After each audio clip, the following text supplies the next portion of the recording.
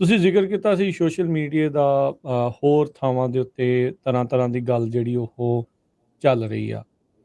ਆਪਣੇ ਵੀ ਹੁਣ live programme ਦੇ ਵਿੱਚ ਚੱਲ ਰਹੇ ਆ, ਦੇਖਿਓ ਵੀ ਕਿੰਨਿਆਂ ਨੇ ਜਿਹੜੇ ਉਹ ਸਵਾਲ ਕੀਤਾ ਹੋਣਾ ਜੀ, ਹਾਂਜੀ ਆ ਸਕਦੇ ਆ, ਨਹੀਂ ਆ ਸਕਦੇ, ਆ ਜਾਈਏ, ਤੁਰਨ ਲੱਗੇ ਆ, ਇਹ ਹੈ, ਵੋ ਹੈ। ਜੋ ਵੀ ਆ, ਟਰੂ ਸਟੋਰੀ ਕੀ ਆ? ਕੌਣ ਆ ਰਿਹਾ ਆ? ਹੂ ਗੈਟਸ ਇਨ?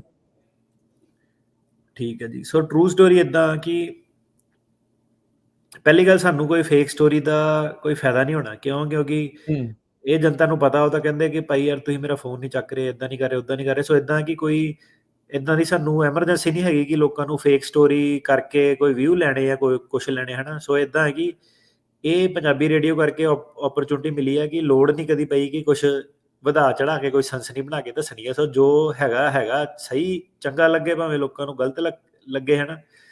ਅੱਜ ਦੀ ਡੇਟ ਦੇ ਵਿੱਚ ਕਿਹੜਾ ਬੰਦਾ ਆ ਸਕਦਾ? ਸੋ ਆਹ ਜਿਹੜੀ ਚੀਜ਼ ਹੈ ਨਾ, ਹੁਣ ਇਹ ਆਪਾਂ ਚਾਰਟ ਚੂਟ ਸਾਰੇ ਬਣਾਏ ਹੋਏ ਆ ਕਿ ਕਿੱਦਾਂ ਇਹ ਜਿਹੜਾ ਸੈਗਮੈਂਟ, ਇਹਨੂੰ ਧਿਆਨ ਨਾਲ ਸੁਣ ਲਓ ਕਿ ਕਿਹੜਾ ਆ ਸਕਦਾ, ਕਿਹਨੂੰ ਛੋਟ ਆ।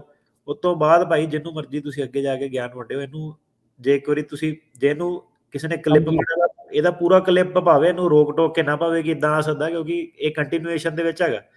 ਜੇ ਤੁਸੀਂ ਸੌਰੀ ਮੈਂ ਤੁਹਾਨੂੰ ਇੱਥੇ ਕੱਟ ਰਿਹਾ, ਉਦਾਂ ਸਾਰਿਆਂ ਨੂੰ ਦੱਸਦੇ ਜਾਈਏ, ਤੁਸੀਂ ਲੀਗਲੀ ਪਾ ਨਹੀਂ ਸਕਦੇ। ਜਿਹਦਾ ਪਤਾ ਲੱਗਦਾ ਅਸੀਂ ਉਹਨਾਂ ਦੇ ਕਾਪੀਰਾਈਟ ਸਟ੍ਰਾਈਕ ਕਰਨੀ ਆ, ਫੇਰ ਨਾ ਕਿਉਂ ਵੀ ਤੁਹਾਡੇ ਚੈਨਲ ਬੰਦ ਹੋ ਗਏ ਆ। ਇਹ ਵੀ ਤੁਹਾਨੂੰ ਅਸੀਂ ਨਾਲ ਦੇ ਨਾਲ ਦੱਸ ਦਈਏ ਜੀ। ਢੇਰਕੇਣਾ ਜੀ। ਸੋ ਸਭ ਤੋਂ ਪਹਿਲਾਂ ਤਾਂ ਇਹ ਹੈ ਕਿ ਜਿਹੜਾ ਵੀ ਬੰਦਾ ਬਾਰਡਰ ਟੱਪ ਰਿਹਾ ਨਾ, ਉਹਨੂੰ ਆਪਾਂ ਵਰਡ ਕਵਾਂਗੇ ਮਾਈਗ੍ਰੈਂਟ, ਹੈ ਨਾ, ਕਿ ਮਾਈਗ੍ਰੇਟ ਕਰ ਰਿਹਾ। ਸੋ 3 ਆਪਸ਼ਨਾਂ ਆ ਗਈਆਂ। ਪਹਿਲਾਂ ਤਾਂ ਬ੍ਰੌਡਰ ਲੈਵਲ ਤੇ ਪਹਿਲੀ ਆਪਸ਼ਨ ਜਿਹੜੀ ਆ ਗਈ ਹਿਊਮੈਨਿਟੇਰੀਅਨ ਪੈਰੋਲ ਦੀ, ਕਿ ਕਈ ਨੈਸ਼ਨੈਲਿਟੀਜ਼ ਨੂੰ ਇਹਨਾਂ ਨੇ ਹਿਊਮੈਨਿਟੇਰੀਅਨ ਪੈਰੋਲ ਦਿੱਤਾ। ਸਾਰਿਆਂ ਨੂੰ ਨਹੀਂ ਇਹਨਾਂ ਨੇ ਹਿਊਮੈਨਿਟੇਰੀਅਨ ਪੈਰੋਲ ਦਿੱਤਾ, ਪੰਜਾਬੀਆਂ ਨੂੰ ਨਹੀਂ ਹੈਗਾ। ਉਹ ਜਿਹੜਾ ਹਿਊਮੈਨਿਟੇਰੀਅਨ ਪੈਰੋਲ ਆ, ਉਹਦੇ ਵਿੱਚ 30,000 ਬੰਦੇ ਜਿਹੜੇ ਹੈਗੇ ਆ ਹਰ ਮਹੀਨੇ ਜਿਹੜੇ ਆ ਸਕਦੇ ਆ, 30,000 ਦਾ ਕੋਟਾ ਹਰ ਮੰਥ। ਤੇ ਦੂਜਾ ਜਿਹੜਾ ਤਰੀਕਾ ਉਹ ਹੈਗਾ ਕਿ ਤੁਸੀਂ ਅਪਾਇੰਟਮੈਂਟ ਲੈ ਸਕਦੇ ਆ ਬਾਰਡਰ ਚੈੱਕ ਪੁਆਇੰਟ ਦੇ ਉੱਤੇ। ਜਿਹੜੀ ਇਹਨਾਂ ਦੀ ਐਪ ਆ, ਐਪ ਦੇ ਵਿੱਚ ਪ੍ਰੋਬਲਮ ਆ, ਉਹਦੇ ਵਿੱਚ ਗਲਿਚ ਵਗੈਰਾ ਕਾਫੀ ਆ, ਕਈ ਵਾਰੀ ਉਹ ਐਪ ਚੱਲਦੀ, ਕਈ ਵਾਰੀ ਨਹੀਂ ਚੱਲਦੀ। ਉਹ ਜਿਹੜੀ ਐਪ ਆ, ਉਹ ਜਦੋਂ ਬਾਰਡਰ ਦੇ ਜਿਹੜੇ ਨੇੜੇ ਤੇੜੇ ਜਿਹੜੇ ਸਿਟੀਜ਼ ਆ, ਨਿਊ ਮੈਕਸੀਕੋ ਵਗੈਰਾ ਜਿਹੜੇ, ਉਹ ਉੱਥੇ ਉਹ ਐਪ ਚੱਲਦੀ ਹੈ। ਇਹ ਨਹੀਂ ਕਿ ਪਿੱਛੋਂ ਤੁਸੀਂ ਕਹੋ ਬਲੀਜ਼ ਤੋਂ ਮੈਂ ਐਪ ਚਲਾ ਕੇ ਲਿਆਣੀ ਹੈ, ਮਤਲਬ ਕਿ US ਦੇ ਬਾਰਡਰ ਦੇ ਲਾਗੇ ਆ ਕੇ ਉਹ ਐਪ ਚੱਲਦੀ ਹੈ, ਜੀਓ ਟੈਗ ਦਾ। ਹਾਂਜੀ। ਤੇ ਐਵਰੀ ਡੇ ਜਿੱਦਾਂ ਉਹਦੇ ਵਿੱਚ 1000 ਜਿਹੜੇ ਸਲੋਟ ਉਹ ਖੁੱਲਦੇ ਆ, ਤੇ first come first serve up for grabs ਆ। ਜਿਹਨੇ ਉਹ ਅਪਾਇੰਟਮੈਂਟ ਬਣਾ ਲਈ, 1000 ਉਹਦੇ ਵਿੱਚ ਮਿਲਨੇ ਆ। ਜਿਹੜਾ ਬੰਦਾ ਹੁਣ ਮੈਂ ਕਿਸੇ ਨੂੰ ਇਹ ਨਹੀਂ ਕਹਿ ਰਿਹਾ, ਕਿਸੇ ਨੂੰ ਆਪਾਂ ਇਹ ਤਾਂ ਕਹਿ ਨਹੀਂ ਸਕਦੇ ਬਾਰਡਰ ਟੱਪੋ ਨਾ ਟੱਪੋ, ਨਾ ਹੀ ਮੈਂ ਕਿਸੇ ਨੂੰ ਇਹ ਕਹਿ ਰਿਹਾ ਕਿ ਭਾਈ ਤੁਸੀਂ ਐਪ ਜੇ ਵਰਤਦੇ ਆ ਤਾਂ ਤੁਹਾਨੂੰ ਵਾਪਸ ਡਿਪੋਰਟ ਨਹੀਂ ਕੀਤਾ ਜਾਊਗਾ। ਐਪ ਦਾ ਸਿਰਫ ਮਤਲਬ ਇਹ ਹੈ ਕਿ ਜਿਹੜਾ ਉਹ ਪਾਰਟ ਐਪ ਦਾ, ਤੁਹਾਡੀ ਜਿਹੜੀ ਸੁਣਵਾਈ ਉਹ ਹੋਊਗੀ ਜੇ ਤੁਹਾਨੂੰ ਉਹਨਾਂ ਨੇ, ਤੁਹਾਡਾ ਕ੍ਰੈਡੀਬਲ ਫੀਅਰ ਹੈਗਾ, ਬਿਆਨ ਤੁਹਾਡੇ ਪਾਸ ਹੁੰਦੇ ਆ, ਤੁਹਾਨੂੰ ਜਿੱਦਾਂ ਕੋਰਟ ਦੇ ਵਿੱਚ NTA ਜਿਹੜਾ ਹੈਗਾ ਉਹ ਮਿਲ ਜੂਗਾ। ਜਿਹੜੇ ਬੰਦੇ ਨੇ ਆਣਾ ਵਾ ਐਪ ਦੇ ਥਰੂ, ਜਿਹੜਾ ਬੰਦਾ ਕੱਚੇ ਤੌਰ ਤੇ ਵੀ ਬਾਰਡਰ ਟੱਪ ਰਿਹਾ, ਜਾਣਾ ਤਾਂ ਉਹਦੇ ਆਫਿਸਰ ਦੇ ਮੂਹਰੇ ਹੀ ਆ, ਪਰ ਜਿਹੜਾ ਬੰਦਾ ਐਪ ਦੇ ਥਰੂ ਆ ਰਿਹਾ, ਜੇ ਇਹ ਲਾਅ ਜਿਹੜਾ, ਜੇ ਬਾਈਡਨ ਸਰਕਾਰ ਇਹ ਜਿੱਤ ਜਾਂਦੀ ਹੈ ਮੁਕੱਦਮਾ ਤੇ ਇਸ ਲਈ ਉਹ ਹਾਰ ਜਾਂਦੀ ਆ, ਤਾਂ ਜਿਹੜਾ ਐਪ ਵਾਲਾ ਬੰਦਾ ਆ ਰਿਹਾ ਉਹਨੂੰ ਫਾਇਦਾ ਹੋਊਗਾ ਕਿ ਉਹ ਜਿਹੜੇ ਇੱਕ ਲੀਗਲ ਤਰੀਕੇ ਨਾਲ ਜਿਹੜੀ ਉਹਨਾਂ ਨੇ ਆਪਸ਼ਨ ਦਿੱਤੀ ਸੀ ਉਹ ਆਏ ਆ। ਸੋ ਜਿਹੜੀ ਐਪ ਆ, ਇਹਦੇ ਵਿੱਚ ਆਪਣੇ ਜਿਹੜੇ ਪੰਜਾਬੀ ਆ, ਇਹਨਾਂ ਨੂੰ ਆਪਸ਼ਨ ਮਿਲ ਸਕਦੀ ਹੈ। ਠੀਕ ਆ। ਸੋ ਪਹਿਲਾ ਹੈਗਾ ਹਿਊਮੈਨਿਟੇਰੀਅਨ ਪੈਰੋਲ, ਦੂਜਾ ਹੈਗਾ ਐਪ ਦੇ ਥਰੂ, ਤੇ ਤੀਜਾ ਜਿਹੜਾ ਹੈਗਾ ਉਹ ਕਹਿੰਦਾ ਨਹੀਂ ਮੈਂ ਬਾਰਡਰ ਹੀ ਟੱਪਣਾ। ਰਾਈਟ। ਸੋ ਹੁਣ ਗੱਲ ਕਰੀਏ ਕਿ ਜਿਹੜਾ ਕਹਿੰਦਾ ਮੈਂ ਬਾਰਡਰ ਹੀ ਟੱਪਣਾ।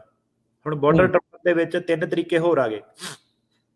ਇੱਕ ਬੰਦਾ ਹੈਗਾ ਜਿਹੜਾ ਸੇਫ ਲੰਘਿਆ ਆ, ਬਾਰਡਰ ਟੱਪਿਆ ਆ, ਡਿਟੈਕਸ਼ਨ ਨਹੀਂ ਹੋਈ, ਜਿਹਦੀ ਸਿੱਧੇ ਲੰਘਿਆ। ਜਿਹੜਾ ਉਹ ਵਾਲਾ ਬੰਦਾ, ਹੁਣ ਇਹ ਜਿਹੜੀ ਸਾਰਾ ਬਿਆਨ ਆ, ਜਿਹੜੀ ਸਾਰੀ ਸਾਡੀ ਇੰਟਰਵਿਊ, ਇਹਦੇ ਵਿੱਚ ਕਿਤੇ ਵੀ ਆਪਾਂ ਇਹ ਨਹੀਂ ਕਹਿ ਰਹੇ ਕਿ ਤੁਸੀਂ ਬਾਰਡਰ ਟੱਪ ਕੇ ਆਓ ਜਾਂ ਇੱਕ ਮੈਥਡ ਮਾੜਾ ਵਾ ਜਾਂ ਵਧੀਆ ਵਾ, ਹੈ ਨਾ। ਸੋ ਜਿਹੜਾ ਬਾਰਡਰ ਟੱਪ ਕੇ ਆਇਆ, ਸੇਫ ਲੰਘ ਕੇ ਆਇਆ, ਉਹਨੇ ਅਸਾਈਲਮ ਆਫਿਸ ਮੂਹਰੇ ਫਾਈਲ ਕਰਨਾ। ਅਸਾਈਲਮ ਆਫਿਸ ਦੇ ਮੂਹਰੇ ਹੈਗੀ ਜਿਹੜੀ ਵੇਟ ਟਾਈਮ ਇਸ ਵੇਲੇ 10 ਤੋਂ 15 ਸਾਲ ਆ। ਤੇ ਜੇ ਅਸਾਈਲਮ ਆਫਿਸ ਚੋਂ ਡਿਨਾਈ ਹੁੰਦਾ, ਉਹ ਇਮੀਗ੍ਰੇਸ਼ਨ ਕੋਰਟ 'ਚ ਜਾਊਗਾ, ਕੋਰਟ 'ਚ ਡਿਨਾਈ ਹੁੰਦਾ BIA ਦੇ ਮੂਹਰੇ, ਫਿਰ ਸਰਕਿਟ ਕੋਰਟ ਦੇ ਮੂਹਰੇ। ਸੋ ਜਿਹੜਾ ਬੰਦਾ ਕ੍ਰੋਸ ਕਰਕੇ ਬਾਰਡਰ ਸੇਫ ਲੰਘ ਕੇ ਆਉਂਦਾ, ਉਹਨੂੰ ਬਾਅਦ 'ਚ ਉਹਨਾਂ ਕੀ ਹੋਊਗਾ, ਲਾਅ ਕਿੱਧਰਲੇ ਪਾਸੇ ਨੂੰ ਜਾਂਦਾ, ਇਹਦਾ ਤਾਂ ਨਹੀਂ ਆਪਾਂ ਕੁਛ ਕਹਿ ਸਕਦੇ। ਪਰ ਇਹ ਹੈ ਕਿ ਉਹਨੂੰ ਇੱਕ ਅਸਾਈਲਮ ਆਫਿਸ ਦੇ ਮੂਹਰੇ ਫਾਈਲ ਕਰਨ ਦਾ ਜਿਹੜਾ ਮੌਕਾ ਉਹ ਮਿਲ ਜੂਗਾ। ਤੇ ਜੇ ਉਹ ਅਸਾਈਲਮ ਆਫਿਸਰ ਨੂੰ ਡਿਪੋਰਟ ਨਹੀਂ ਕਰ ਸਕਦਾ, ਡਿਪੋਰਟ ਸਿਰਫ ਜੱਜ ਕਰ ਸਕਦਾ। ਸੋ ਉਹ ਬੰਦਾ ਜਿਹੜਾ ਹੈਗਾ ਸਿਸਟਮ 'ਚ 10 ਤੋਂ 15 ਸਾਲ ਜਿਹੜਾ ਫਸ ਜਾਊਗਾ। ਤੇ ਹੁਣ ਇਹ ਸਰਕਾਰ ਤੇ ਆ ਕਿ ਜੇ ਸਰਕਾਰ ਉਹਨਾਂ ਨੂੰ ਸਹੀ ਤਰੀਕੇ ਨਾਲ ਉਹਨਾਂ ਦੇ ਹੱਕ ਨਹੀਂ ਦਿੰਦੀ ਆ ਜਾਂ ਆਪਸ਼ਨ ਨਹੀਂ ਦਿੰਦੀ ਆ, ਤਾਂ ਓਬਵੀਅਸਲੀ ਲੋਕ ਜਿਹੜੇ ਉਹ ਟੱਪ ਕੇ ਆਉਣ ਦੀ ਕੋਸ਼ਿਸ਼ ਕਰੂਗੇ, ਸੇਫ ਲੰਘ ਕੇ ਆਉਣ ਦੀ ਕੋਸ਼ਿਸ਼ ਕਰੂਗੇ। ਪਰ ਜਿਹੜੀ ਆਪਾਂ ਐਜ਼ ਆ ਹੁਣ ਇਮੀਗ੍ਰੇਸ਼ਨ ਲਾਇਰ ਕੀ ਆ, ਪੰਜਾਬੀਆਂ ਦੇ ਵਿੱਚ ਮੇਨ ਪ੍ਰੋਬਲਮ ਹੁਣ ਕੀ ਆ ਰਹੀ ਹੈ ਉਹਨਾਂ ਨੂੰ, ਟਾਈਮ, ਕਿ ਮੇਰੀ ਤਰੀਕ ਨਹੀਂ ਆ ਰਹੀ ਹੈ ਨਾ, ਕਿਉਂਕਿ ਇੱਕ ਮੌਕੇ ਤੇ ਆ ਕੇ ਬੰਦਾ 7 ਸਾਲ 10 ਸਾਲ ਕੰਮ ਕਰਕੇ ਪੈਸੇ ਬਣਾ ਲੈਂਦਾ, ਪਰ ਏਦਾਂ ਆਪਣੇ ਘਰਦਿਆਂ ਨੂੰ ਨਹੀਂ ਮਿਲ ਸਕਦਾ। ਵਿਆਹ ਸ਼ਾਦੀ ਦੇ ਬੜੇ ਮਸਲੇ ਆ, ਜਿਹੜੇ ਯੰਗ ਬੰਦੇ ਸਪੈਸ਼ਲੀ ਆਉਂਦੇ ਆ, ਤੇ ਅਸਾਈਲਮ ਆਫਿਸ ਦਾ ਜਿਹੜੀ ਸਥਿਤੀ ਹੈ ਸਾਰਿਆਂ ਨੂੰ ਪਤਾ ਕਿ 10 ਸਾਲ 15 ਸਾਲ ਕਿਤੇ ਨਹੀਂ ਗਏ। ਸੋ ਹੁਣ ਇਦਾਂ ਕਿ ਜਿਹੜਾ ਸੇਫ ਲੰਘ ਕੇ ਵੀ ਆਇਆ, ਇਦਾਂ ਕਿ ਪਹਿਲਾਂ ਤਾਂ ਜਦੋਂ ਬੰਦੇ ਦੀ ਯੰਗ ਉਮਰ ਹੈ ਨਾ 22 23 ਸਾਲ 25 ਸਾਲ ਦਾ ਆਇਆ, ਉਦੋਂ ਤਾਂ ਉਹਨੇ ਕਹਿਣਾ ਚੱਲ ਠੀਕ ਆ, ਮੈਂ ਲੰਘਿਆ ਵਾ, ਮੈਂ ਪੈਸੇ ਬਣਾ ਲਏ, ਮੈਂ ਕਰਜ਼ਾ ਮੋੜਤਾ।